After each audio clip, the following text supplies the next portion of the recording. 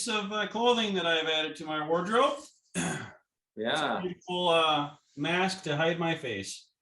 You look like you must be one of the Avengers or something. Something like that. Well, hello everyone. Today on the Fixed Blood Sugar webinar, we're going to circle back and we're going to talk a little bit about, for the first half of our program today, we're going to talk a little bit about what they've found about COVID and diabetes. And so some very interesting stuff. So hang on to your hats, take off your masks. I think that's just going to be like good clickbait for when people see the video come through. Like, what is this guy doing? Take off your masks. Yeah. The unmasking. So yes. Good morning. Good afternoon. What is it? It's afternoon. I hope everyone is having a great day. We're going to get into some really good stuff. As always, this is the Power Hour, getting the diabetes questions answered for people that are going through the diabetes solution kit. And we, in our marketing, we call it blood sugar. We don't say diabetes a lot because it's a trigger word for different, I don't know, people just don't like you saying diabetes because it's a disease. But hey, we talk about it open and honest in here. We do have a disclaimer. So for the most part, we're talking about type 2 diabetes, but we also do talk about type 1. The disclaimer is that Dr. Saunders and everything on this webinar is for informational purposes only. And you just need to be smart when you hear information and apply it to your life, because everybody has different situations, whether you're on medications or you have a different health history, all sorts of different things that can affect that. So, but at the same time, the information shared is tried and true, proven to work for thousands of people. So to brag a little bit on the Barton team, we've helped over 700,000 people now that have purchased the diabetes solution kit. And most of them have experienced success. Most of those who have actually put it into practice, that's a big key. So I want to brag on Leslie a little bit because she's been having some awesome video recordings with people, with our customers one-on-one. And Leslie, talk a little bit about why you do that and how someone else might be able to do that. Yeah, that has been really awesome. There are probably quite a few of you on here that I have talked with. Actually, I shouldn't say quite a few. We haven't done that many. But I've had some really good conversations with some of you just about what's working for you, what led you to this point, how you found us, etc. And the reason we're doing those is, one, we really genuinely want to know your story. We want to know how to improve our products, what has worked well for you, etc. But then also it is our mission to share that with other people. And so I have really enjoyed chatting with some of you about this. We're slowly getting some more of these out. I just sent one of them, I think, to Annette yesterday so she could see her video. We just talked, and then we edited it and made the video so that she could share with the people she cares about, that she loves. And then we can post it on our YouTube channel. And it's been so much fun. So I would love to chat with any of you guys who are willing to tell me about kind of your journey with the diabetes solution kit, with our supplements, etc. And it's really informal. We just hop on, we just chat, you just talk, and we kind of get to know each other. And then I'm probably going to follow up with you and check in with you and see how things are going. So if you need someone to help you hold accountable, I'll probably be checking in with you. So are kind of scary, Leslie. You're pretty intimidating. I know. Yeah, I know. But if some of you guys who are on here right now who have done a video with me, let these guys know that it was totally harmless and it was fun. I get to know you guys. So yeah, feel free to comment. I may know some of you who are on. I think some of you we're going to be on today. Chat. Yeah, Annette, I just watched her video yesterday, and that was so awesome. I love the energy and all the stuff that she shared. So that was really cool. One thing I was going to say too is, like, we realize that a lot of people watching this are going through hard times, and if you're feeling sick and low energy, like, we totally understand that you might not want like might not want to hop on a video call or whatever. Totally understand that. But at the same time, like we just want to plant that seed, like, hey, all these other people have been where you are. And if you just keep with the program and eating the right foods and all implementing the different things like the 6-10 reset, you're gonna have that success and that increased energy and getting your life back. Like Annette talked about how she almost died and was facing the reality of like, I might not be able to see my kids get married and grandkids and all that. And like, that's real life stuff. And so we just want to acknowledge, like through these webinars that we've done, we've gotten to know you guys and gotten to know the struggles, but then we've also seen like what's possible. And so that's what's exciting. And our company, honestly, we've transformed ourselves over the last 2.5 years since we started these webinars. Like our number one metric on our scorecard, like our what we care about most, it's not revenue, it's not profit, which most companies have that, which nothing wrong with that. Like that's towards the top of our list. But our number one number is raving fans. And what is a raving fan? It's somebody that gets on these webinars, shares their story, and tells us like, hey, you like helped change my life. And we love that so much. So we've now transformed, like that's all we want to do is like help find more and more people, more raving fans. And so Leslie needs to talk to you. Send her an email. She'll put it in the chat here, leslie@bartonpublishing.com. I think that's how you're doing it, right? They just send an email and you set up a time. So anyways, great stuff, Dr. Saunders. Let's get to it. In the news lately, we've seen a couple things. I sent it to you in my text message yesterday about COVID and diabetes. What are we learning? Oh, this is really interesting. So of course, the headline is always going to be somewhat inflammatory, right? So the headline is COVID causes diabetes. And then so I looked deeper into that. And it turns out that many viral illnesses cause diabetes, but specifically the coronavirus, the COVID-19, has a spike protein, and this spike protein it binds to the ACE receptors that are in the beta islet cells in the pancreas and causes them to not produce as much insulin. So you got less insulin production and more glucagon production. So the effect of that is higher blood sugar. So they were saying in this study how people leaving the hospital after recovering from the COVID-19 had been in the ICU, 50% of them had high blood sugar. Wow. And so that was pretty high. But as far as like having diabetes, it was only about 14%. But still, you think 14% of people after an illness coming up with diabetes. What the heck? Why is that? Well, part of it is the spike protein binds to the ACE receptor, and that ACE receptor is found in the pancreas, and the pancreas is where your insulin is being made. So it causes pancreatic inflammation, especially in that cell that produces insulin. So it lowers your insulin and raises the glucagon, makes the blood sugar go up. That's what the effect of that is. So then there's the other part of that is that there are a lot of people out there who have pre-diabetes, a lot. So if you think about, what do we have? How many do we have? Like 300 million people in the United States. Is that right? They're like 370, 380 million, I think. Okay.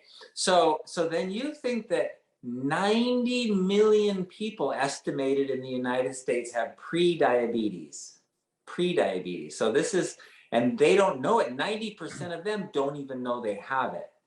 So here you have all of these people who were at relatively higher risk for getting COVID-19 and getting really sick from it and ending up in a hospital.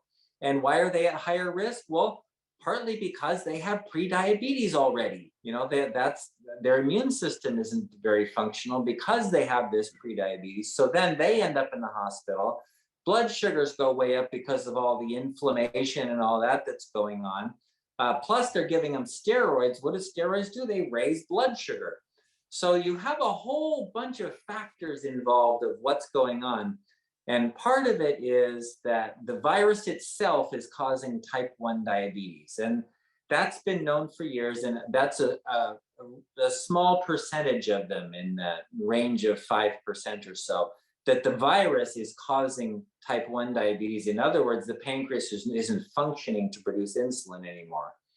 But then the majority of those cases of high blood sugar and diabetes are type 2, and they're still making insulin, and they just didn't know they had diabetes, and they ended up in the hospital, and then the hospital says, hey, look, your blood sugar's high. You know, they didn't know it before.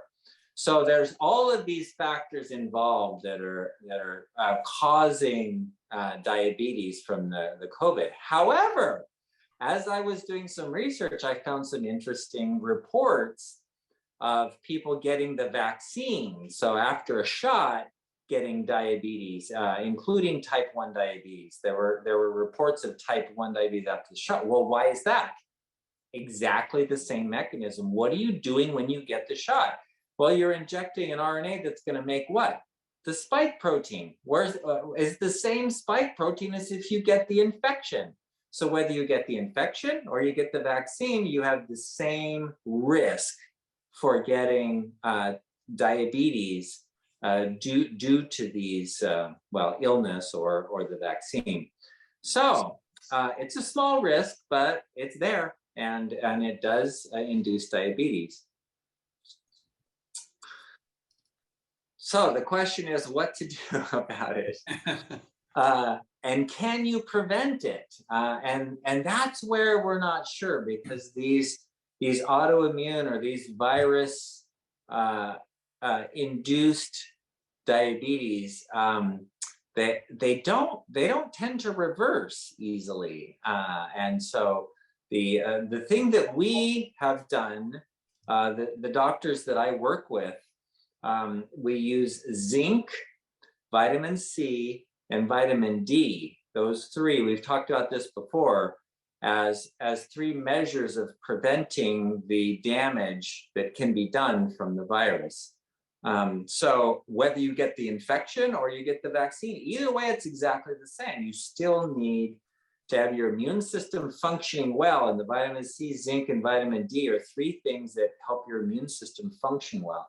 So vitamin D prevents you from getting autoimmune disease, and that includes autoimmune diabetes. So having sufficient supply of vitamin D, it makes a huge difference, like 50% drop in autoimmune disease in people getting adequate levels of vitamin D. So that's really important. Zinc is important for the immune function generally, and that just helps you get rid of the virus. That's without zinc, then you don't, the immune system doesn't work very well to get rid of your body of viruses. And then vitamin C blocks the inflammation that's caused by all those things. So those three they're a great group, those three, for prevention and even treatment. If you've already gotten the illness, you can take those and hopefully reverse it. And I've seen some cases of reversing it.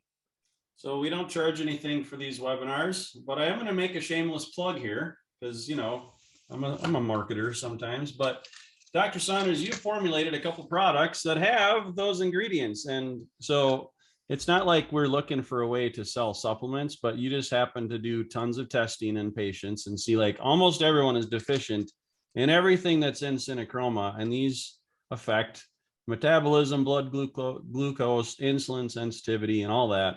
And then the immune support has a lot of great ingredients in it, in addition to that, like the vitamin C, vitamin E, zinc, and other great stuff. So like you can go, if you're watching this, I highly recommend you take these all the time. Like these two, like, and well, okay, everything. I love it all. But like get these, go to our store, bartonwebinar.com or bartonnutrition.com, and use our coupon code and save 25% when you order.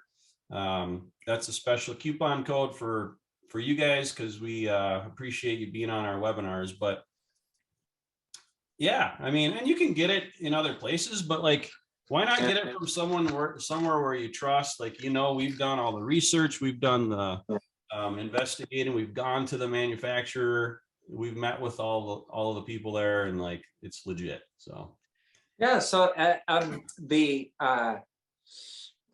doses of these, and that's what the way they were formulated. They were formulated to have the optimum dose. So, for example, Synachroma has 5,000 units of vitamin D. And you don't always find that. Most of the vitamin D supplements are much lower. They're 400, 800, 1,000, 2,000. So the 5,000 units is kind of just an average daily amount. And you can take 2 of those a day and get 10,000 of vitamin D, which is then on the higher side of what a good level of vitamin D should be. So around between 5 and 10,000 units a day, the research has shown that a physiologic dose of vitamin D is around 7,000 units a day. So if you were to be deficient in vitamin D, and you were to go to your doctor, the doctor would recommend 50,000 units once a week. That's once a week. So you divide by 7, and that would amount to 7,000 units a day, right? So that's the range around which the physiologic dose is usually found. So, and then zinc should be right around 50 milligrams a day.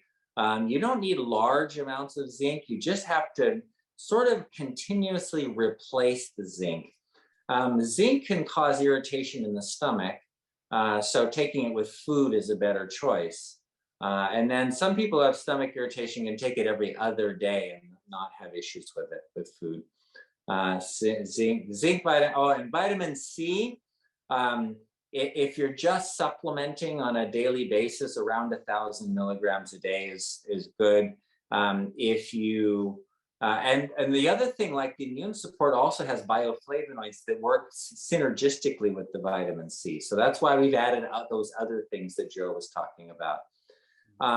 And then if you're sick or something, then your vitamin C level can go up dramatically. Linus Pauling did a bunch of research on this, and Dr. Cathcart did a bunch of research, and they found you can take 10 to 20,000 units, milligrams of vitamin C a day during an acute illness, and it will shut down the inflammation. It doesn't cure the virus, it just shuts down the inflammation. And it works really well for that. Yeah. So in addition to vitamin C, E, and zinc, we've got NAC, N-acetylcysteine, elderberry, green tea leaf extract, reishi mushroom, echinacea. Is that how you say it? Echinacea. Yeah. And quercetin. Is that how you say it as well? Yeah. That's how I've been saying it. I'm pretty sure. But then I hear someone else say it differently. I'm like, maybe I've been saying it wrong this whole time. But yeah. Well, anyways, good stuff. We've got, so the other thing about COVID was metformin I sent you. Men's use of diabetes drug just before conception is linked to a 40% increase in birth defects. This isn't COVID related, but it's birth defects related, and metformin is the #1 prescribed drug for people with diabetes, I believe. Yeah. So one of the problems with metformin is it is a toxin, and it's important that you understand that all medications are toxins. That your antibiotics are toxic, and they're hopefully more toxic to the bacteria than to you, and almost all of them are, except for the floxins, or ones that are, because your mitochondria in your cells that make the energy are just like bacteria. It kills them, so it's killing your mitochondria to make your energy, and so it can cause a lot of toxicity. And some people have like lifetime toxicity from taking like one antibiotic. So I'm not to say anything against antibiotics, because sometimes they're life-saving. So, but the point is that all the medications that you're taking, including metformin, are toxic, and metformin is toxic also to the mitochondria. it blocks the use of sugar so that it forces the cell to start using fat for energy, which is a great thing if you have diabetes and you can only use sugar, you can't use fat, and you're getting fatter and fatter and fatter. You take the metformin, and all of a sudden you can burn fat for energy, and the blood sugar goes down for other reasons, but still it causes liver toxicity and muscle toxicity because it blocks that energy production from the mitochondria. Well, you can imagine how that's going to affect spermatogenesis, which is how the testicles are making sperm, and why there would be defects in the DNA from that. So it's a crapshoot if you're taking drugs, and that's one of the reasons we do what we do. And what I do, yeah, I'm a medical doctor. I went to UCLA Medical School. I did family practice residency. I was board certified and did all that stuff. And then I started saying, wait a minute, these people taking the medications aren't getting better. In fact, they're getting worse over time. So I looked for options. What can we do to actually get better? So that's where we created the Diabetes Solution Kit, to reverse these things so that you can get off those toxic drugs. That's the idea. Yeah, that's huge. All right, Leslie, what are you seeing out there? Well, this is a good question from Sue. She's just wondering if you have any thoughts about, someone was vaccinated, got the COVID-19 vaccination, and then became pregnant within 2 to 3 months. Are there any concerns for that? Gosh, that's a huge question mark. We don't know. One of my friends is a nurse midwife, delivers a lot of babies, and she said, among women who are vaccinated during pregnancy, we've been seeing a lot of miscarriages, much more than usual. But as far as like getting the vaccine and then months later, the idea is what's supposed to happen is the toxic protein called the spike protein is supposed to be cleared out long before 3 months or whatever. So months down the road, it's probably okay. The theory is that it should be okay, but that's the theory. But if there's no research to back that, I don't know. Okay, we have another question here from Mike. Good afternoon, everyone. My question today is my A1C is back to normal after being 6.0 last year. It is now 5.6.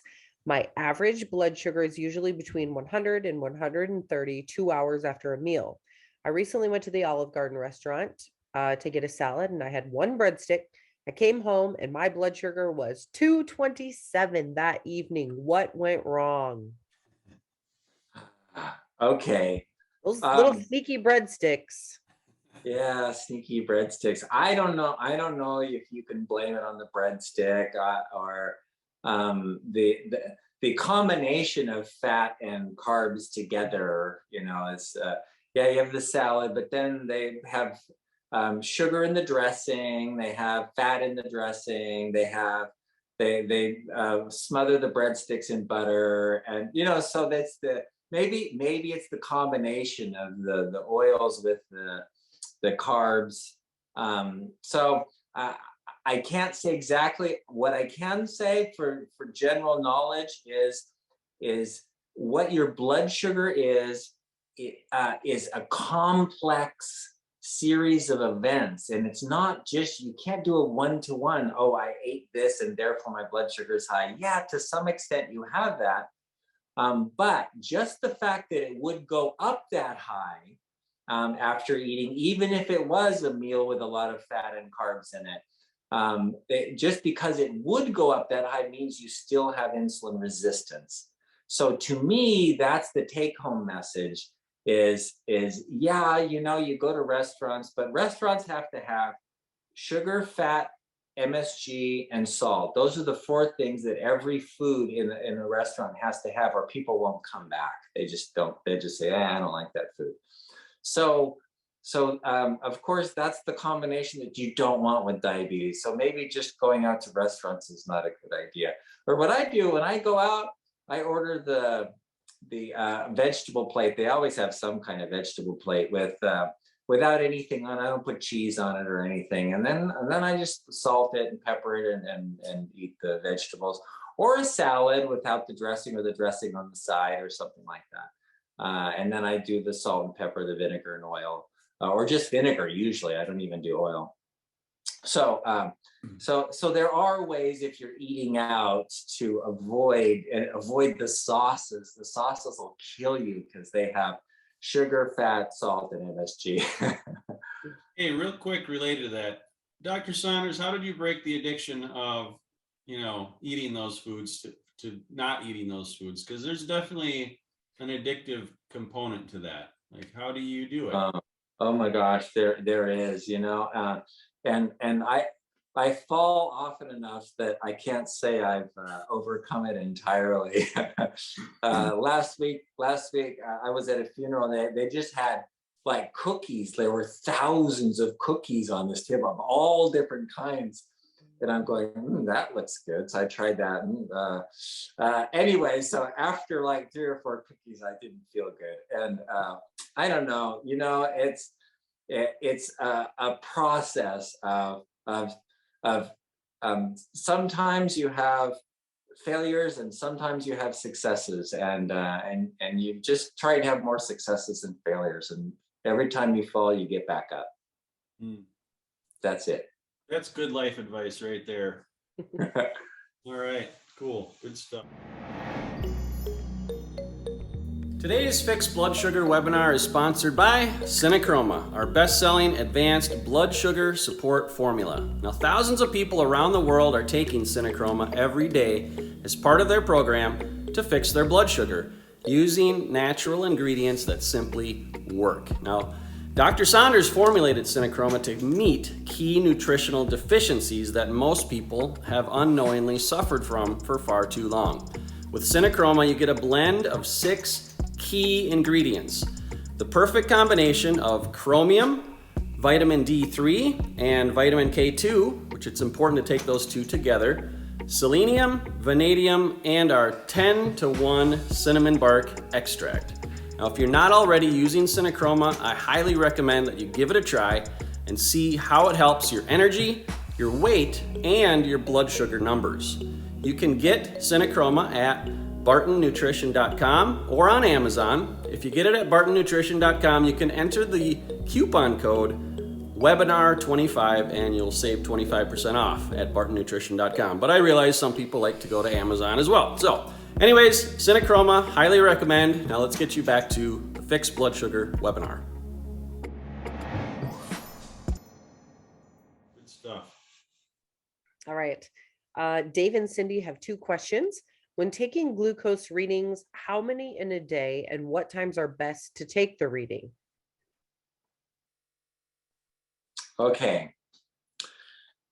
Well, the best time to take the reading is still in the morning fasting, because that morning fasting gives you an idea of your insulin resistance, and you can do it anytime. In fact, if you want to know how a meal affects your blood sugar, we do a glucose tolerance test. We send people out. Okay, eat the meal, and then you do your blood sugar before the meal, and then eat the meal, then an hour later, and then an hour later, an hour later. It's like 3 hours, and it gives you a curve of, oh my gosh, my blood sugar went up to 300, and then it came back down. And it gives you an idea of your insulin resistance in that case. But if you're just checking once a day, the once a day is morning fasting is ideal. Okay. And then again, why do the numbers fluctuate so high and so low so much? Yeah, well, because there's a complex interaction of those numbers. If your blood sugar starts dropping down, then your pancreas puts out glucagon that tells your liver make more sugar, so then your sugar goes up, and you go, what the heck, I haven't eaten anything and my blood sugar's over 200. It's still an indicator. If you can get over 200, it's still an indicator that you have insulin resistance, and it's not because of what you ate necessarily. There's so many factors at play with what your blood sugar is. Okay, let's see. Question from Lorraine. I believe it says my husband is on heart medicine and a diabetic pill, blood pressure medication, and blood thinners. Can the cinnamon, nervala, and turmeric help him? His blood sugar ranges from 402 to 8.1 at times. Okay, this is a great plug for the program instead of the supplement. So there was a, let's see, who was it? From the 1800s, I don't know, a philosopher from the 1800s said the difference between men and animals is men's desire to take pills. It was Sir William Osler who wrote the first book on medicine. And so that's the marketing scheme of the medical establishment, is men's desire to take pills. So the idea that the pill is going to help, there's nothing wrong with that. It's okay. Yes, the nervala is going to help prevent neuropathy. The synochroma is going to get you adequate levels of the nutrients that you need to process sugar properly. But if you don't do the diet, then and exercise, then the rest of it is kind of useless. So yes, it's okay, and those all the things you mentioned, the turmeric and all those, might help that series of problems. But I'll tell you, the best way to deal with it is to do phase 1 of the program, get your insulin resistance down, and then the blood sugar will come down, the blood pressure will come down, and the inflammation will come down. So do the program. Joe, do you have a diabetes solution kit in front of you? Hope you're on mute. There we go. Hello. Yes, here it is. Beautiful. 10th edition right here. Chock full of recipes and meal planners and all sorts of good stuff. So that is really easy to find. If you go to bartonwebinar.com, there's a link to it. You can also find us at bartonnutrition.com. But you'll find all the information you need if you want a physical copy of that, or if you want a digital copy. There are some great options. It's very inexpensive, and it's the same program that Dr. Saunders recommends to his patients that pay a little bit more than $19 to get to come into his office. So it's a really good deal. Right? It's a really good deal. Practically free. I know, honestly. Okay, let's see. Where are we here? Okay, Meg says, do your blood sugars rise as you get into the senior citizen ages? My husband just turned 80, had his first VA geriatric appointment. And let's see, the MD and the pharmacist mentioned it's acceptable to have blood sugar levels that are a little bit higher than when he was younger. He's begun having morning numbers around 130 rather than 100 to 120. He takes a half a pill of Jardiance and takes 2,000 milligrams of metformin at night. Or do we just have to be even more strict? We cannot get anyone to do a fasting insulin test. Darn. Okay.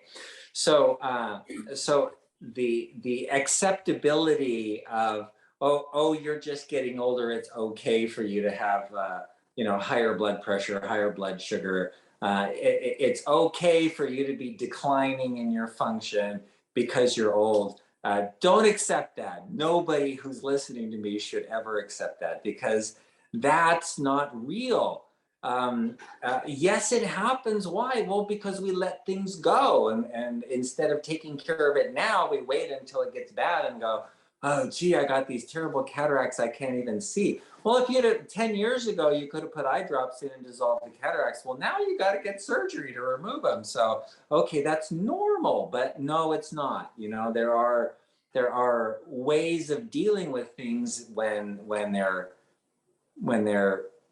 early in the illness that are different. So number one, don't let age be, it's okay to be sick because you're old. No, that's not, I don't accept that. So number two is what can you do? You don't know what the insulin is. Well, if his blood sugars are in the 130s, then he's got to have enough insulin. You know, if he's getting in the 300s, 500s, then you go, oh, he might be deficient in insulin. So the answer is essentially what you already knew and what you said, and that is be more strict. And you know what? If you do phase one of the program, you can get off those medications, but work with your doctor on that. Okay. Let's see. Steve had read somewhere that you could take berberine instead of metformin. Is that true? Absolutely. You know, that's really interesting. Berberine and metformin essentially have the same, they work in a different way, but they have the same effects of making you burn fat instead of sugar, which is why berberine can be used for cancer, like metformin's used for cancer. Berberine can be used for cancer. So everything metformin does, berberine does, and berberine does more. So yeah, absolutely. I would recommend berberine as a good option. Okay. Johanna is asking if metformin causes hair loss for men and women. Oh goodness, hair loss, men and women. I don't know. Hair loss. There are several reasons for losing hair. One is just not getting enough blood flow to the hair follicles. And that is like the low thyroid, for example. But there's also the energy production problem. So if you have an energy production problem and you add metformin in, metformin blocks the mitochondria from using sugar. And so I suppose theoretically it could do that, but I don't know that as one of the side effects. I haven't seen that as one of the side effects. Okay, let's see. I David, just want everyone to know I just about choked on a supplement I took. Went down the wrong pipe and I like, whoo. that would have been on live. We would have had that live streaming. Actually, I This have is Joe choking. I have some berberine. I'm like, it reminds me I should take some berberine. Yeah. So I'm still alive. Carry on. Yeah. All right. By the way, I got you asked me last week if I got the fiber greens. I did. I got the fiber greens a few days ago, and we tried it, and it's pretty good. My wife goes, "Yeah, you know, I could do this every day." She goes, and she's really sensitive to like sweet and things. She doesn't like really sweet things, but she said, "Yeah, it's kind of hard to mix up. You have to have a mixer thing to mix it." But well, so I think what we noticed is that first scoop is packed, and so you have to like dump that out and mix it around, and then take like a fresh scoop and put it in. And that mix is a lot easier. Otherwise, that first one gets a little clumpy. But after that, it's smooth sailing. But yeah, no, I was wondering what you'd think about it because it does have like a sweetener in there. Yeah, I like it. It's good. You know, I would do 2 scoops a day and get that extra 10 grams of fiber. That'd be great. yeah. So Joe, you better show us what you're talking about. Okay, fine. This is Fiber Greens. This is a container, not a bottle. As we've internally been calling it different things, but it's a container of Fiber Greens. Let's open this puppy up. And hey, it's my unopened one. That's why. Well, heck, I'll open it up right Thank you. here. That's why I couldn't smell it. Oh yeah, now I can smell it. Yeah. There we go. There, you mix that in, put it in your shaker bottle. You can get a free Barton Nutrition shaker bottle. It took us a while to find the scoop. It's in there somewhere. Yeah, you got to kind of dig in there a little bit. But green apple Jolly Rancher, that's what I'm thinking. So, and it's not that sweet. It's just got a hint of that, but so it's a low carb fiber supplement with greens. So it's kind of Yes. like, my mom had stopped over and seen ours, and she's like, well, I take this in like 3 different forms because she takes greens and fiber. Well, I guess low carb. It was just 2 things, but she's like, this is a way better option for me. Yeah, right. 1 gram net carbs, because it's like 5 grams of fiber. Wait, 5.4 grams of carbs and 4.4 grams of dietary fiber, 0.2 grams of sugar. So barely anything. But yeah, I mean, this is really good. It's a way to increase your fiber intake. You talked a little bit about that on our last week's webinar, which you can go watch the replay. Shameless plug for our replays. But yeah, it's dairy-free, soy-free, non-GMO, certified GMP facility. It's got 27 different superfood greens blends, including pomegranate seeds, spirulina, green tea, Brussels sprouts, cucumber, spinach, beet, tomato, carrot. So like you're getting your veggies right there. If you don't like veggies, just drink them down. So there you go. That's it. I don't even know if that's on the website yet, honestly, but we're going to be sending a promotion out very soon. So just watch your emails. I think I sent a link out last week, but I've lost it by now. So it's really good stuff.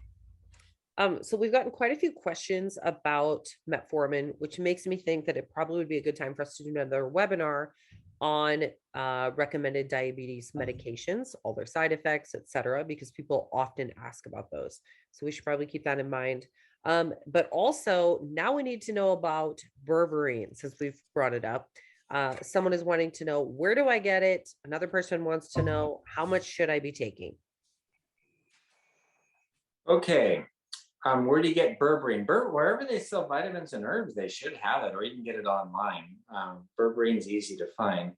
And how much depends. It's usually around 500 milligrams would be the usual dose. But to some extent, that's going to depend on the type of herbal supplement it is. So there's the extracts, which are going to be different than the whole herb. So finding a good source, and that was one of the things that the state of New York went into a lot of different, 3 different suppliers, like a GNC, a CVS pharmacy, and then some other place where they were selling these berberine herbs, and they found that most of them didn't have what they said they had in them. So you have to have a good quality, a company that tests and says this is tested and it has this much. And then someone was saying, could you just replace your metformin, or how would you start that process? Well, working with your professional, your doctor or whatever, and saying, okay, the doctor that prescribed it said I would like to take the berberine instead. And you can start berberine while you're taking metformin. They don't like interact or anything, and they won't drop your blood sugar too low. And so you can take berberine and then talk to your doctor that prescribed it about, okay, I'm starting the berberine. I want to see how it works and go off the metformin, and then do that. Okay. Let's see. Sue says Dr. Whitaker's berberine is fabulous. So that's an option. Okay. Dr. Whitaker. That's a trustworthy source.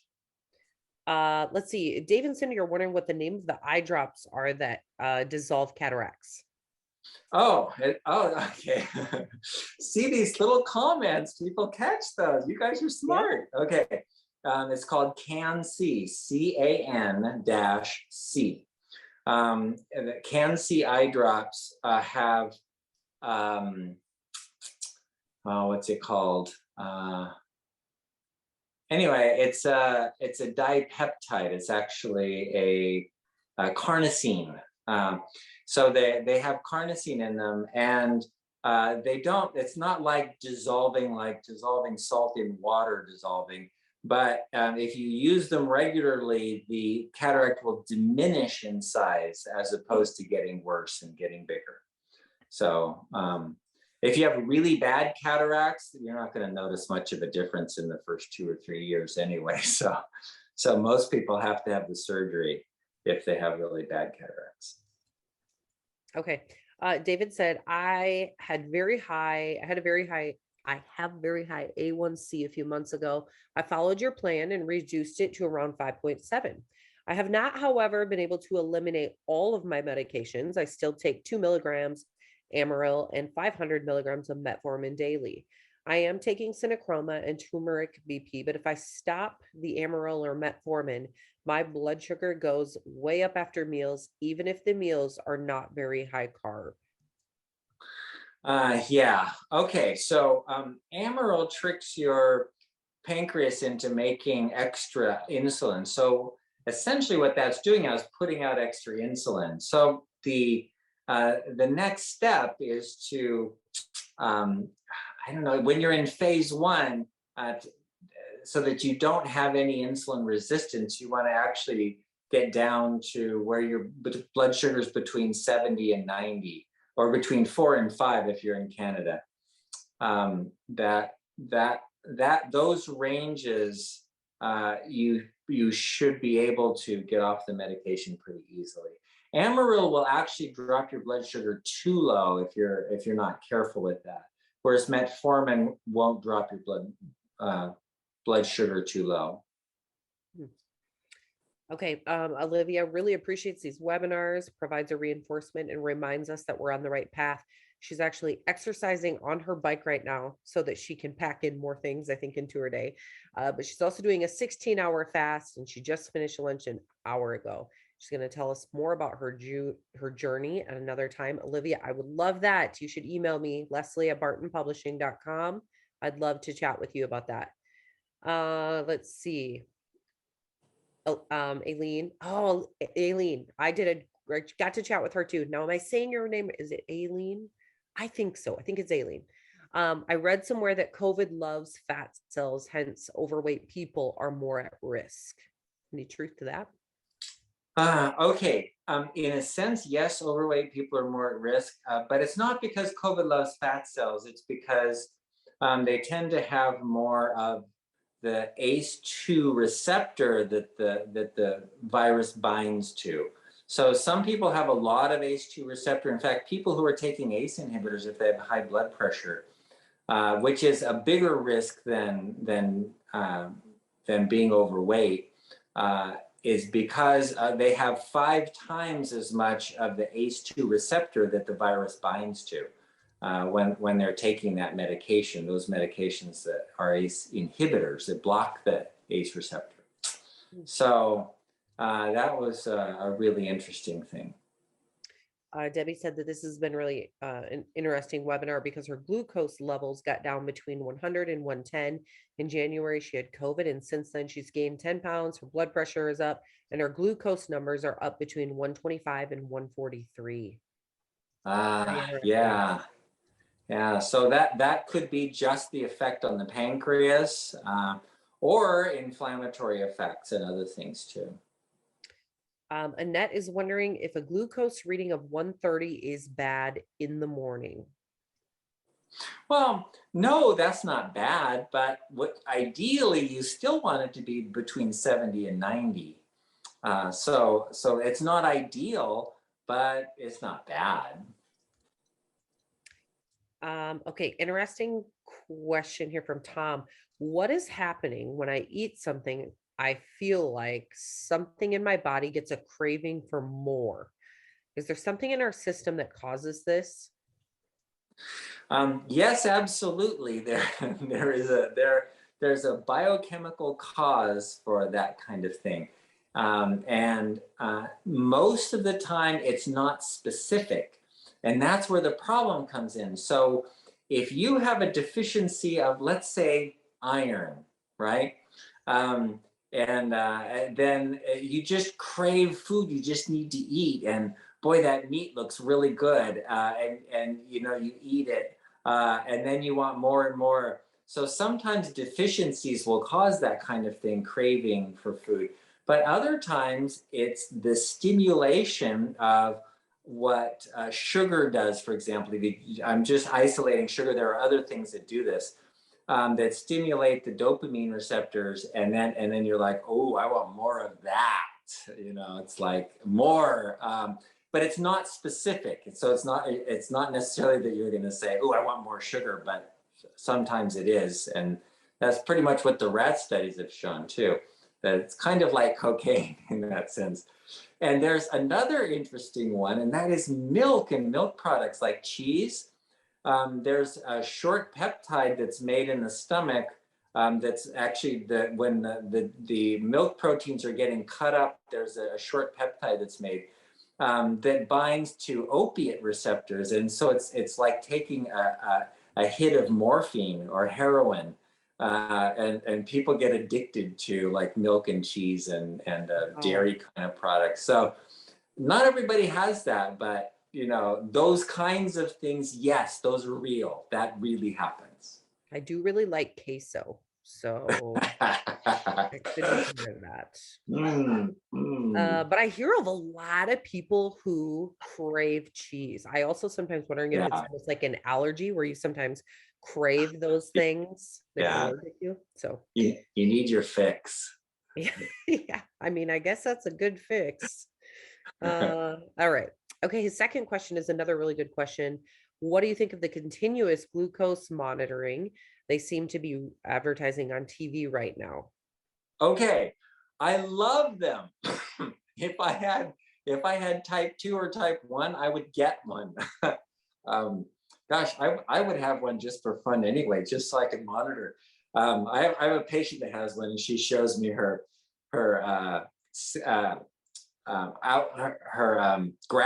on her. It just graphs it out, and it's like, oh, what happened here? She goes, oh yeah, I ate something, and it's really interesting to watch. So, and I think it would be especially helpful for people on our program, because in type 1, in phase 1 of our program, you could know what every food is doing to you. So you can follow it along and say, what happens when I eat meat? Because I had a guy that when he was eating meat, his blood sugar was going up. He was gaining weight.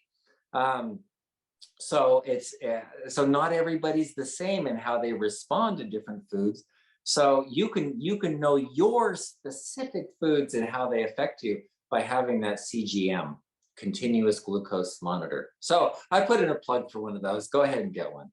Yes. Well, let me just quick say, so internally, about 5 of us on the team, we did a little synachroma test, and we each got blood glucose, finger prick monitors or whatever. And it was kind of funny seeing how it was a bit of a struggle for everybody. Like some of them like, this thing isn't working. I like pricked myself 6 times and it finally worked. And yeah, so that CGM could be a really good solution. But I do want to say, so the reason we were doing that is we wanted to kind of do like our own little miniature clinical trial. Totally not, legit, but do it on yourself and see how it works. So day 1, we took our fasting blood sugar, ate a big breakfast with carbs, and then we took our blood sugar readings 1 hour and 2 hours and 3 hours later. And then the next day did the same thing, except we added 1 synachroma pill with our breakfast, and then did the testing 1, 2, and 3 hours later. And every single one of us, the numbers went from for me, it was I think after 1 hour, my blood sugar the first day was at 140, then it came down to the 90s. The next day, the most it got was 111. So it definitely kept blood sugar from spiking up. And that really is what we've been saying all along, and other people have told us, but to see those results ourselves was pretty cool. And to say, wow, yeah, this actually works. So yeah. I may have even tried to prick my finger a few times and failed. My husband also works for Barton Publishing, and so I got to try it actually too. So hey, we're open to suggestions too. We probably got a bunch of experts here of finger prickers, right? What do you do? We failed at it. It was hard. Yeah. Do you do it on the side of your finger or the tip, or do you like squeeze it? Do you have, there's little settings of how far the needle goes in? Would love to hear how people do that, and how often you do it, all that good stuff. But anyways, little tangent there. It's good. Good question here from Wilfredo. Dr. Saunders, are you still available for telehealth visits? Yeah, yes, but what happened was they changed the laws. So it used to be the law was wherever the patient is, or wherever the doctor is, that's where the exchange takes place. And so the doctor, as long as the doctor's in, like I have a license in California, so so that as long as I'm in California, then I can see anyone, because that's where the exchange takes place, the patient visit. Well, they've changed that to say it's now where the patient is. So if I see someone in Texas, telehealth, then I have to have a Texas license. If I see someone in Michigan, I have to have a Michigan license. And I only have 2 licenses, one in California and one in Utah. So that's where our limitation is. So if he moves to Utah or California, he's good. Either way, yeah, we're good. All right.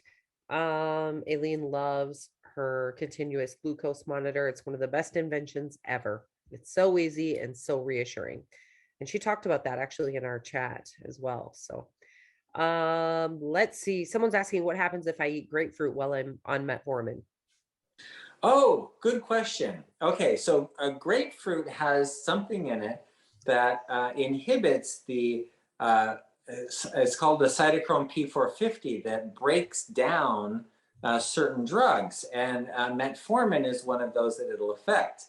But it's kind of a minor effect, and it's not a big deal, so you can eat grapefruit. It's not going to be a problem. So, some doctors will say, oh, don't eat grapefruit. The level will go up a little bit, but you know what? The difference between like 500 milligrams and 1,000 milligrams is going to be 10 times the effect of what the grapefruit's going to do, right? So changing your dose is a huge effect compared to what the grapefruit does. That only becomes a really big deal when you're monitoring something like blood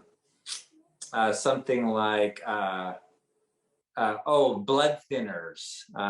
If you have warfarin, that you have to monitor your clotting factors to make sure you don't clot too much, because if you eat grapefruit and that goes up a little bit, then all of a sudden you can start bleeding out. So that's a different issue altogether. But for the metformin, yes, but it's not a big deal.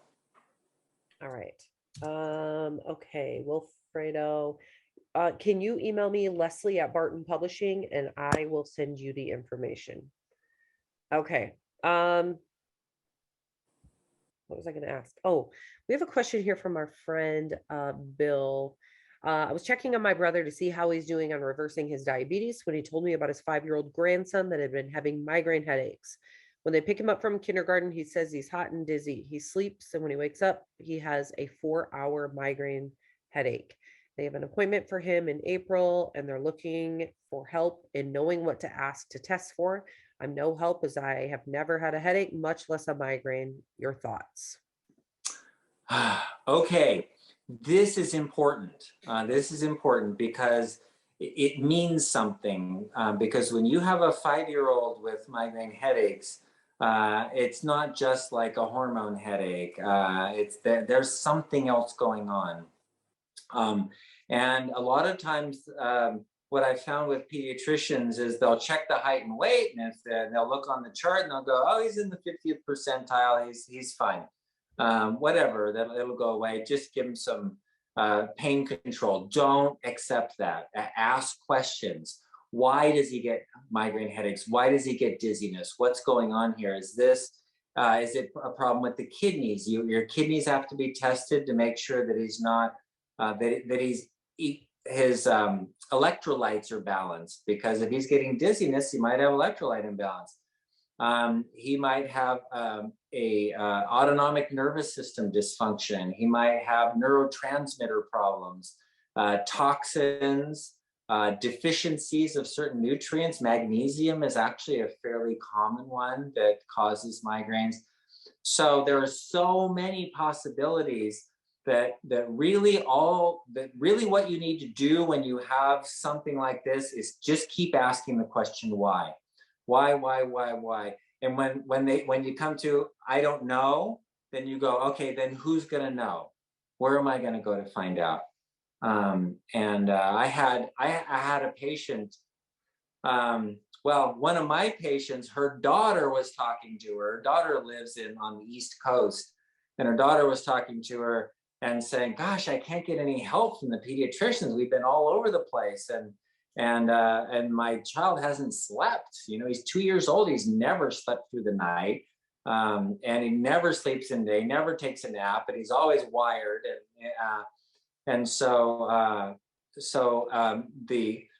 My patient told her daughter, well, why don't you call my doctor? And because he works with these kinds of things. And so she told me the story, and it turns out he had an enzyme deficiency that breaks down histamine. And histamine is the wake-up hormone. So this kid could never sleep, and he was getting also rashes and all this other stuff. So she put him on a low histamine diet, gave him the enzyme, and she's like, wow, he's like normal. You know, after going to a whole bunch of pediatricians, they were saying, he's fine, his growth chart's fine, he's good. But he wasn't, you know, he had an issue. So don't accept, oh, he's fine because he's on the growth chart. Don't accept that. And I was a 5-year-old with a migraine diagnosis too. So, yeah. But they didn't do anything for it. It was always, here's your medicines. So I took medicines my whole childhood, which did not make the migraines go away. I got them constantly. But later in life, after meeting Dr. Saunders and even having some gut issues, a lot of the things that he mentioned, I think were also the reason I got migraines and had issues with my gut. They were all the same. So very interesting. But yeah, advocate for him. That's wonderful. Dr. Saunders, you need to go. You have patients today. You. Okay. Thank you so much again, as always, for being here. You're the best. Thank you. Thanks. All right. I have a lack of patience, so I also have to go. But all right. Because you have no patience. That's good. That's right. Today's Fixed Blood Sugar webinar is sponsored by Synachroma, our best-selling advanced blood sugar support formula. Now, thousands of people around the world are taking Synachroma every day as part of their program to fix their blood sugar using natural ingredients that simply work. Now, Dr. Saunders formulated Synachroma to meet key nutritional deficiencies that most people have unknowingly suffered from for far too long. With Synachroma, you get a blend of 6 key ingredients. The perfect combination of chromium, vitamin D3, and vitamin K2, which it's important to take those two together, selenium, vanadium, and our 10-to-1 cinnamon bark extract. Now, if you're not already using Synachroma, I highly recommend that you give it a try and see how it helps your energy, your weight, and your blood sugar numbers. You can get Synachroma at bartonnutrition.com or on Amazon. If you get it at bartonnutrition.com, you can enter the coupon code webinar25 and you'll save 25% off at bartonnutrition.com. But I realize some people like to go to Amazon as well. So anyways, Synachroma, highly recommend. Now let's get you back to the Fixed Blood Sugar webinar. Well, all right, there are a few more questions. I don't know that we can answer them.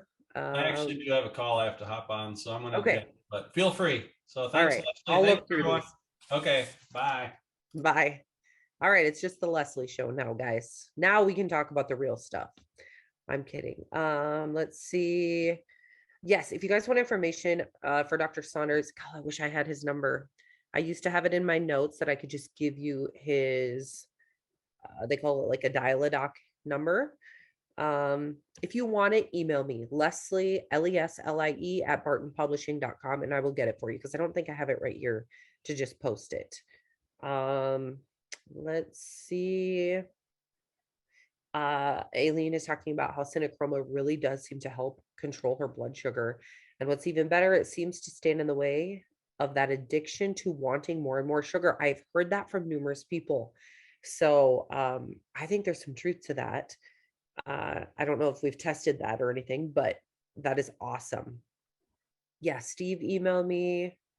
Aurora has another webinar. I've been diagnosed with type 2 and I'm not on medication now. I'm now following your program now for 3 weeks and see improvements. Kenneth, that is amazing. Okay, keep us updated. We want to know how you're doing. If you could email me too, that would be great. Leslie at Barton Publishing. I want to keep up with you.